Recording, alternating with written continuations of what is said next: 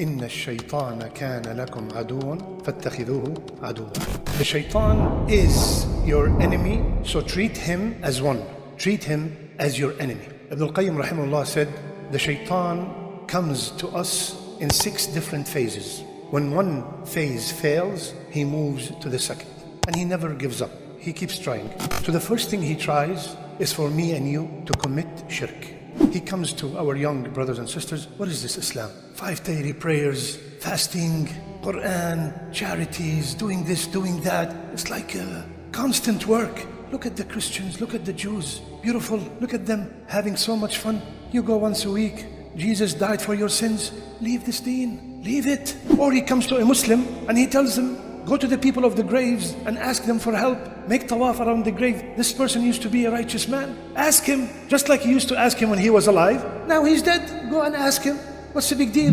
Allah said, مَا يَمْلِكُونَ مِنْ قِطْمِيرٍ. You know the date? Inside the date there's a pit. On the pit, you know that small tissue?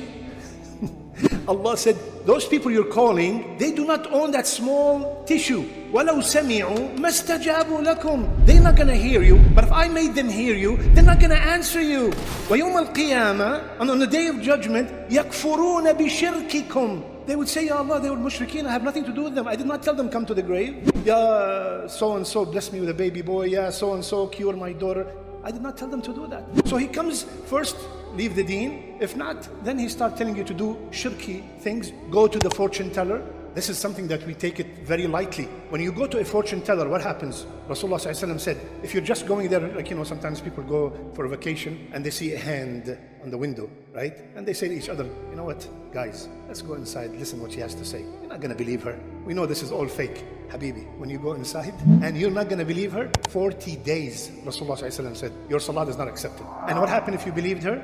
فَقَدْ كَفَرَ بِمَا أُنزِلَ عَلَى مُحَمَّدٍ. Left Islam. So he comes, the shaitan, first with shirk. And if he got the person to commit shirk, he goes and he leaves them alone and rests. Now, all of us here, alhamdulillah, we're not going to go into this.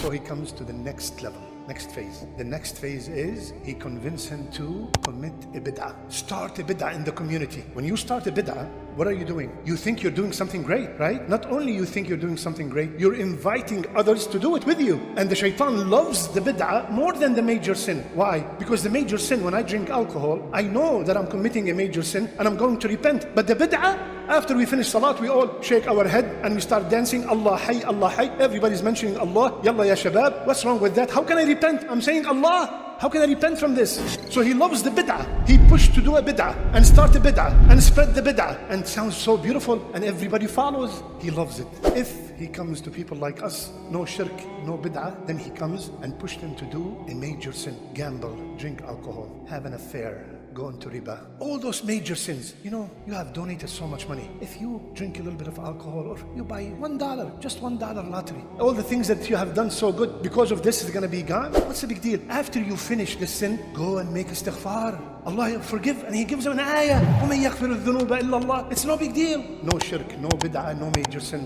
He's not going to touch me. Then he comes to the 4th phase, doing a lot of minor sins. What's the big deal? It's a small sin. She's like my sister. I start joking with the girl in the office, and we're only having fun. And she's like my sister, my brother. The only woman that's like your sister is your sister. They start like this, minor sin. I didn't do anything. I'm just joking around. Next step, let's go have some coffee. We're going to discuss business. Or some students, we're going to discuss some hadith. I want to check with you some hadith. Let's go to Starbucks, discuss a hadith alone, and have some mocha. And then one thing after the other, it goes to the major sins. So he keeps whispering until you do a lot of minor sins. He cannot touch me with the minor sins. No way, no how. No shirk, no bid'ah, no major sins, no minor sins. Then he comes, subhanallah, then he comes and encourage me to do a lot, excessive halal things, mubah things. Playing basketball, playing soccer is halal. Nothing wrong with it. Keep playing. Play. Salat is gone, right? They're playing a video game. Halal video game, safe video game. Half an hour, 45 minutes. Mama, come to dinner. Mama, come help me. Leave me alone. You see that halal thing led him to haram, because disobeying the parents is haram. After he comes to this and he finds out that, this guy is organized. He have time for this, time for this, time for that. So I cannot even get to him. He comes to the 6th. He never gives up. What is the 6th one? He will convince you to do less rewarding things than more rewarding. For example, alarm went off for Fajr. I'm opening the door and I'm gonna go to pray with the Jama'ah. Wake up your wife. pray together at home. MashaAllah, you are from the people of Fajr. You know how many people miss Fajr? Why you want to go to the masjid? Pray at home. Alhamdulillah, you're praying. Many people do not even pray. Wallahi, you're right. Yeah, wake up. Let's pray here, right? So the point is, ya akhwan, you know how when you hire somebody, you ask him, how many years of experience do you have? 20, 30, 40, 50 years of experience. The shaitan have, since the day of Adam, experience. Hundreds and how many thousands of years of experience in deviating people. So we have to counter-attack. How do we counter-attack? By constantly remembering Allah. May Allah keep the shaitan away from us and keep the shayateen away from our children and from our families.